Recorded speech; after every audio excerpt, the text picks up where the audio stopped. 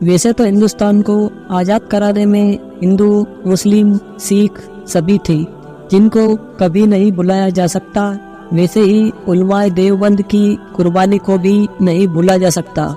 दारुल उलूम देवबंद की बुनियाद 30 मई 1866 में आबिद हुसैन और मौलाना कासिम नानोतवी ने रखी।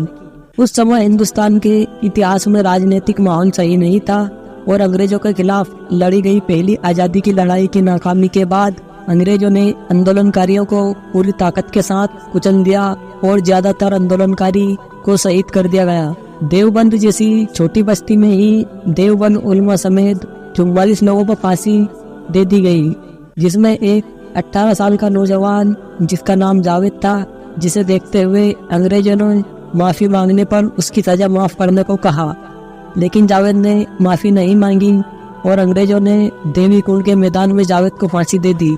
बाकी लोगों को गिरफ्तार कर लिया गया। यहाँ से आंदोलनकारी और निराश हो गए।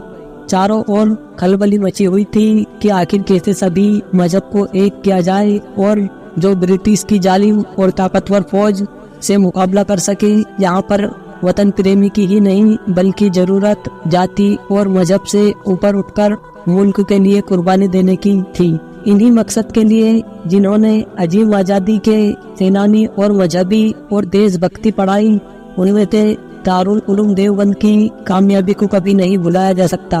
मरहूम मौलाना महमूद हसन उनमें से थे जिनके कलम और सोच से एक बड़ा तबका मुतासिर था। उन्होंने हिंदुस्तान ही नहीं अफगानिस्तान, ईरान, तुर्की, सऊदी अरब और मिस्र में जाकर हिंदुस्तानियों पर हो रहे जुल्म का खुलकर विरोध किया। यहाँ तक कि उन्होंने अफगानिस्तान और ईरान को इस बात पर राजी कर लिया कि तुर्की की फौज ब्रिटिश अंग्रेजों के खिलाफ लड़ने पर तैयार हो जाए तो ईरान और अफगानिस्तान के जमीनी रास्ते तुर्की की फौज को आने देंगे और हिंदुस्तान को आजाद करा देंगे। शेखुल हिंद ने अपने साथियों के साथ अंग्रेजों के खिलाफ प्रचार शुरू कर दिया और हजारों मुसलमानों को ब्रिटिश के खिलाफ चल रहे राष्ट्रीय विरोध में शामिल कर लिया। शेखुल हिंद 1915 ईस्वी में सऊदी अरब गए। उन्होंने वहां रहते हुए अपने साथियों के साथ तुर्की से संपर्क बनाकर सिपाही देने की मांग की।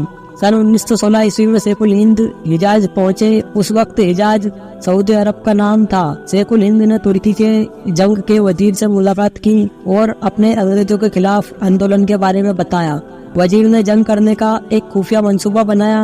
हिजाज से यह खुफिया मंसूबा शेखुल हिंद ने अपने शागिर्द मौलाना उबैदुल्ला सिंधी को अफगानिस्तान भेजा। मौलाना सिंधी ने इसका जवाब एक रेशमी रुमाल पर लिखकर भेजा। इसी तरह रुमालों पर खत चलता रहा।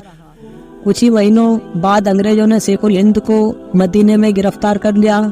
हिजाज से उन्हें मिस्र लाया गया और फिर रोम सागर के टापू माल्टा में उनके साथियों समेत इन सबको 4 साल की बमुशक्कत सजा दी गई। सन 1920 में इन आंदोलनकारियों को रिहाई मिली। दारुल उलूम देवबंद ने आजादी की लड़ाई में अहम किरदार निभाया है। इस संस्था ने ऐसे स्वतंत्रता सेनानी पैदा किए जिन्होंने अपने देश के लिए अपनी जान को दांव पर लगाया और अपनी जान दे दी। आज सैनिकों को गद्दार कहा जाता है, लेकिन अगर स्टोरी खोलकर देखी जाए मुसलमान कितना देशभक्त इस बात से पता चल सकता है।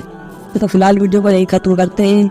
वीडियो पसंद आया हो तो लाइक जरूर करें और चैनल को सब्सक्राइब कर दें ताकि ऐसा ही इतिहास मुसलमानों का आप देख सकें।